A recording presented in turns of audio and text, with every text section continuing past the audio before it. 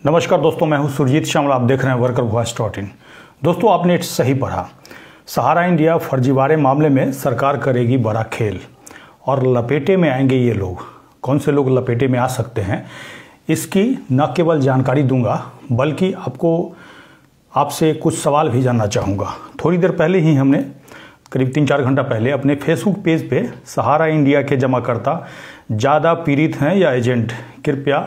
Comments में जवाब दें, ऐसा हमने पूछा था। और कहीं ना कहीं जो हमारा इस वीडियो का टाइटल है वो कहीं ना कहीं जो सवाल पूछा है उससे लिंक करता है। वो ऐसे कि अभी हाल ही में बिहार सरकार के वित्त विभाग के प्रधान सचिव के सामने हमारा एक मैटर गया है सहारा इंडिया फर्जीवाड़ा का, जिसकी जानकारी हम न केवल पूरे देश को हमने दिया कि किस तरह से फर्जीवाड़ा किया जा रहा है, बल्कि उसको हम लीगल तरीके से लगातार लड़ रहे हैं और स्टेप बाय स्टेप करके आगे बढ़ रहे हैं। जिसमें कि आपने देखा होगा कि पटना हाई कोर्ट के अंदर PIL भी लगाया, उसके बाद भी PIL को वापस करवा दिया गया और ये कहते हुए कि आप कंपोटेंट अथॉरिटी के पास जाइए, वो कार्रवाई करेंगे। लेकिन उसके बाद भी हमने लगाया, कोई कार्रवाई नहीं हुई। उसके बाद एक बिहार सरकार के पास लोक शिकायत निवारण प्रणाली है, जिसके तहत हमने इस शिकायत को ले गया और ले जाने के बाद अलग अलग तरीके की बात निकल के आ रही है, जिससे कहीं ना कहीं ये पता चल रहा है कि ये पूरा जो खेल है किस तरह चल रहा है। और 26 दिसंबर 2023 को जो सुनवाई थी उसमें क्या हुआ उसकी मैं जानकारी दूंगा, और साथ ही वहीं से मुझे पूरी बात का पता चला है कि किस तरह से सरकार खेल करेगी और इसमें कौन कौन आदमी फंसेंगे, इसकी जानकारी दूंगा। लेकिन सबसे पहले ये जान लीजिए कि ये फर्जीवाड़ा किस तरह से हुआ था। आपको बता दें कि सहारा इंडिया नॉन बैंकिंग का लाइसेंस रद्द हो गया, पैसा आपका वापस मिलना चाहिए था, लेकिन पैसा आपका वापस नहीं मिला, बल्कि आपका फर्जी साइन करके कहिए या फिर आपसे साइन करवा करके कहिए, आपका पेपर आपसे ले लिया गया जो कि सहारा इंडिया कंपनी ने दिया था, और आपको ये कहा गया कि आपका कन्वर्ट हो गया है, और उसके बाद आपको QSub का पेपर पकड़ा दिया। और ये सारा खेल लगातार हो सकता है चलते रहता अगर मेरी जानकारी में नहीं आता। फरवरी में जैसे ही हमें जानकारी मिली, हमने पूरे देश को बताया कि भैया सहारा इंडिया बंद हो चुका है, पैसा अगर आप सहारा इंडिया के नाम पे जमा कर रहे हैं तो जमा करना बंद कर दीजिए, क्योंकि उस समय तक आपका QSub से सोसाइटी का पेपर दिया जाने लगा था और जिसका नाम हमारा इंडिया, सहारियन इत्यादि ये सब था। अब ऐसी स्थिति में जब पूरे देश के जमाकर्ता सेंट्रल रजिस्ट्रार को क्लेम करते हैं, उसके बाद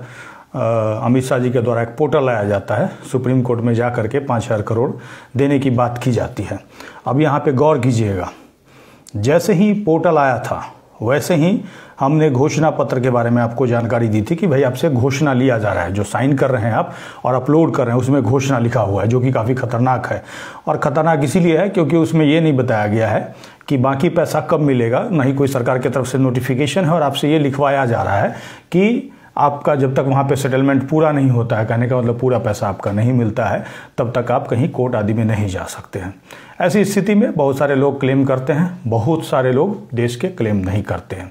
क्योंकि जो बात मैं बताता हूँ और उनको ये भी कहता हूँ कि आप भी खुद से पढ़ के देखिए, और वो उसको पढ़ करके देखते हैं और वो कहीं ना कहीं संतुष्ट होते हैं, उनको लगता है कि सही बात है। तो ऐसी स्थिति में क्या होता है, उस समय भी बहुत सारे एजेंट जो हैं लोगों को जाकर के गुमराह करते हैं और कहते हैं कि अगर आप क्लेम नहीं कीजिएगा तो कल को अगर पैसा नहीं मिलेगा तो हमें दोषी मत बताइएगा। यही नहीं बल्कि बहुत सारे जगह पे एक पेपर का 100 रुपया, कहीं 200 रुपया लेकर के क्लेम करवाया जाता है लोगों से, जहाँ तक कि आप लोग कमेंट्स वगैरह आदि के माध्यम से मुझे बताते हैं। और उसके बाद क्या होता है, 90% आदमी का क्लेम रिजेक्ट कर दिया जाता है, और रिजेक्ट करने के बाद फिर से कहाँ भेजा जाता है, वो अलग अलग वीडियो में जाकर के देखिएगा तो आपको ये बताया जाता है कि जाकर के फिर से बैंक में आप जाइए और वहाँ पे आपको फॉर्म भरना होगा। यहाँ तक कि पोर्टल पे भी एक लाइन यही लिखा हुआ है कि आप संपर्क कर सकते हैं, ये ज़बरदस्ती नहीं है, संपर्क करने की बात की हुई है। और वैसी स्थिति में हमारे पास 2 कॉल आया, और जिसको हमने आपको सुनवाया था, बल्कि लाइव फ़ोन पे आपको बात करवाया था, सुनवाया था कि भाई वो क्या क्या बता रहे हैं, और वो यही बता रहे थे कि एजेंट ये कह रहा है कि शेयर एप्लीकेशन फॉर्म भर दीजिए। तो ये सारी बात मैं इसीलिए बता रहा हूँ क्योंकि जो बात मैं अभी बताने जा रहा हूँ वही बात सरकार के अधिकारी भी कह रहे हैं, और इसीलिए ये बताना ज़रूरी है। अभी जो 26 तारीख को सुनवाई थी, मैं टिकट कंफर्म मेरा नहीं हो पाया था, जिसकी वजह से मैंने अपने प्रतिनिधि को भेजा था। बिहार का जो पुराना सचिवालय है वहीं पे प्रधान सचिव वित्त विभाग के बैठते हैं, उन्हीं के समक्ष जाना था और पहले वो बात करते हैं, सारी बात बताते हैं, और क्या बात बताते हैं ये जान लीजिए। उनका भी कहना है कि भाई सहारा इंडिया का जो है कंपनी वाला तो पैसा नहीं लेने आया था आपसे जो पैसा लेकर के गया वो कौन पैसा लिया था उसका आप नाम लिखिए, तब एफआईआर दर्ज होगा, जैसा कि उन्होंने बताया। सीधे सीधे कहने का मतलब है कि एजेंट आपके घर पैसा ले गया था तो आप एफआईआर में एजेंट का नाम लिखिए और तभी जा करके ये एफआईआर दर्ज होगा, ऐसा उन्होंने मोटे तौर पे बताया। हालांकि जब उनको ये पता चला, चूँकि जब हमारा प्रतिनिधि गया था तो प्रतिनिधि ने संबंधित जो भी कर्मचारी था उनको बताया था कि हम प्रतिनिधि हैं और हमने ऑथराइजेशन लेटर भी उसको दिया था। हालांकि उन्होंने कहा कि प्रतिनिधि अलाउ नहीं है, हमने देखा था कहीं एक्ट में पढ़ा था कि प्रतिनिधि अलाउ है, और तो और उनको कोर्ट का पावर मिला है, तो इसीलिए खैर उन्होंने कहा कि प्रतिनिधि अलाउ नहीं है। मुझे डायरेक्टली वो बुला रहे थे और अगला उन्होंने डेट दे दिया। लेकिन इससे यही पता चला कि कहीं ना कहीं आने वाले समय में जो भी सरकार के अंदर कानून है, बिहार सरकार के अंदर बीपीआईडी एक्ट है और इसी तरह हर स्टेट गवर्नमेंट के अंदर पीआईडी एक्ट पहले से है। नया कोई कानून है उसकी बात नहीं करूंगा, बल्कि पीआईडी एक्ट पूरे राज्य के अंदर जो भी स्टेट है उसके अंदर है, जिसके तहत हर राज्य सरकार को पावर है कि इस तरह का अगर फ्रॉड किया है, फर्जीवाड़ा किया है, तो इसके लिए जो जिला अधिकारी होते हैं, कॉम्पिटेंट अथॉरिटी होते हैं, जिला अधिकारी के पास सब शिकायत लगाते हैं, तो जिला अधिकारी चाहे तो उस कंपनी के खिलाफ अगर वो पाते हैं कि भाई इस तरह का ये पैसा ले लिया है और पैसा वापस नहीं कर रहा है, याद रखिएगा पैसा ले करके और गबन कर लिया है, पैसा लोगों को वापस नहीं कर रहा है, तो ऐसी स्थिति में वो जांच करा करके एफआईआर करेंगे। एफआईआर करने के बाद वो क्या करेंगे, अखबार में विज्ञापन देंगे। विज्ञापन देने के बाद लोग उनके पास शिकायत करेंगे और शिकायत लेने के बाद वो क्या करेंगे, जितने भी लोग शिकायत देंगे कि हमारा ये नाम है, ये पता है, हमारा 5 लाख रुपया है, 2 लाख रुपया है, इस तरह से लिख करके देंगे, वो सारा डाटा वो कलेक्ट करेंगे। कलेक्ट करने के बाद उसके बाद गजट करेंगे, गजट के बाद उसका प्रॉपर्टी सीज करेंगे, प्रॉपर्टी सीज करके बेच करके दिलाएंगे। और जो बीपीआईडी एक्ट है उसी में हमने पढ़ा है कि अगर जो मैनेजर है या फिर सहारा है उसका प्रॉपर्टी नहीं होता है, ध्यान से सुनिएगा, सरकार का खेल मैं बताने जा रहा हूँ, तो जो सहारा है उसका अगर प्रॉपर्टी नहीं होता है तो किसका प्रॉपर्टी जब्त करेंगे, मैनेजर का। मैनेजर का प्रॉपर्टी अगर नहीं होता है तो उससे नीचे वाले का, और उसका नहीं होता है तो एजेंट का। कहने का मतलब इसमें हर कोई फंसने का उपाय है, और कहीं ना कहीं इसीलिए चाहते हैं जो लोग ज़्यादा से ज़्यादा बहुत सारे एजेंट या फिर बहुत सारे सहारा इंडिया ऑफिस में जो बैठे हैं, कहीं ना कहीं वो चाहते हैं कि आप सेटलमेंट के अंदर चले जाएं, क्योंकि सेटलमेंट अगर 2 लाख रुपया है उसका 10,000 में भी सेटलमेंट होता है। जो लोग बैंक में लोन लेते हैं उनको ये पता होगा अच्छी तरह से। तो सेटलमेंट जो आपको कराया जा रहा है पोर्टल के माध्यम से, वहाँ पे कोई शर्त नहीं लिखा हुआ है, याद रखिएगा। शर्त कहने का मतलब आपको कितना ब्याज देंगे ये तो बताया नहीं है, कितने दिन में बाकी पैसा देंगे ये भी नहीं बताया है। अब ये देख लीजिए 10,000 के को लेकर के लोग इतना मारी मारी कर रहे हैं। दोबारा पोर्टल पे क्लेम कीजिए, ये कीजिए, वो पेपर दीजिए, उसके बाद भी मिल पाएगा, इसका भी कोई गारंटी नहीं है। लेकिन एक बार वहाँ क्लेम में चले जाइएगा तो कहने का मतलब आपको ये नहीं रहेगा कि भाई आप फिर जाकर के कोर्ट चले जाइएगा कि भाई यहाँ नहीं दिया हमको, इतना दिन हो गया, कोर्ट चले गए, तो वो तो कहेंगे कि पैसा का हम व्यवस्था कर रहे हैं, सीधी सी बात है। अब जो दूसरा माध्यम है स्टेट गवर्नमेंट के द्वारा कि अगर जिलाधिकारी के पास आप कंप्लेन करते हैं तो कहीं ना कहीं उसमें यही कहा जाएगा कि भैया एजेंट भी उसमें उस दायरे में आएगा। वैसे में आप में से बहुत सारे लोग एजेंट भी होंगे जो कि हमारा वीडियो देखते होंगे और उनको भी लगता होगा कि भाई हमारे बारे में ऐसा कह रहा है। तो सबसे पहले मैं ये बताना चाहूँगा कि कोई भी कंपनी कोई खोल लेता है, चाहे अच्छा काम के लिए या बुरा काम के लिए, अगर मान लीजिए वो कंपनी आपको आगे करके पूरे एरिया से पैसा वसूल करके भाग जाती है तो कहीं ना कहीं आप उस कंपनी के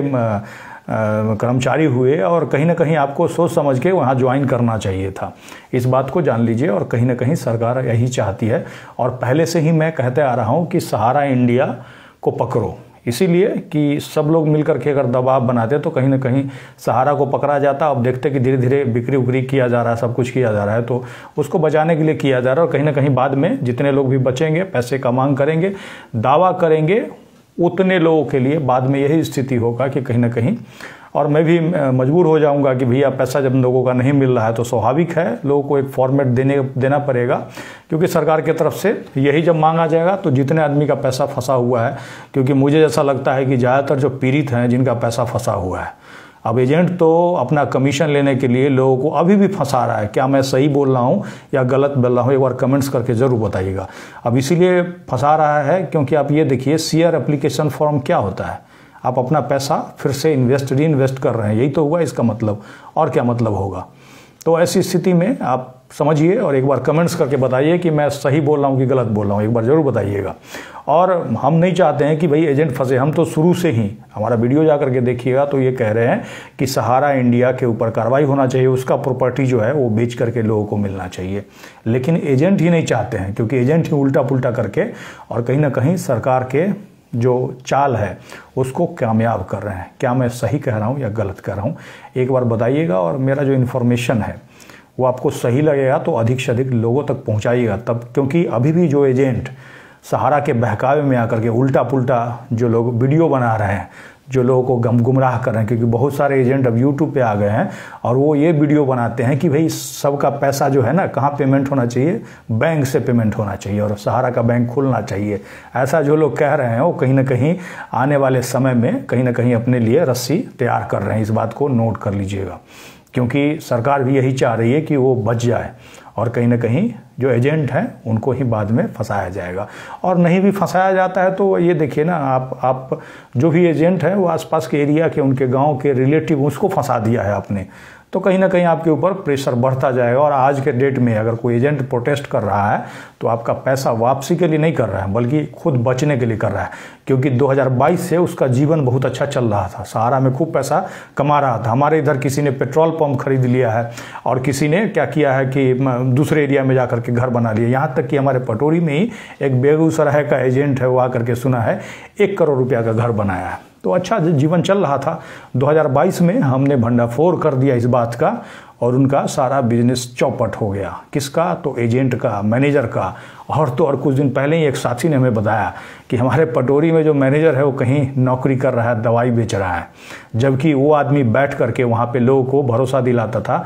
कि आपका पैसा डबल हो जाएगा। तो ये देखिए कहीं ना कहीं गलती है कि नहीं है, इस बात को सोचिएगा। दोस्तों इसके साथ ही विदा लेता हूं। अगर आप हमें फेसबुक पे देख रहे हैं तो पेज को लाइक करेंगे, यूट्यूब पे देख रहे हैं तो चैनल को सब्सक्राइब करेंगे और अगला जो सुनवाई होगा बिहार सरकार के पास उसकी भी मैं डिटेल जानकारी दूंगा, क्योंकि दोस्तों हमारा यही मानना है, एक जगह अगर हम सफल हो गए तो पूरा देश में उसी रास्ते के थ्रू चल करके सबका भुगतान संभव है। भले ही हम धीरे चल रहे हैं लेकिन सरकार का गर्दन पकड़े हुए, इस बात को नोट कीजिएगा। धन्यवाद।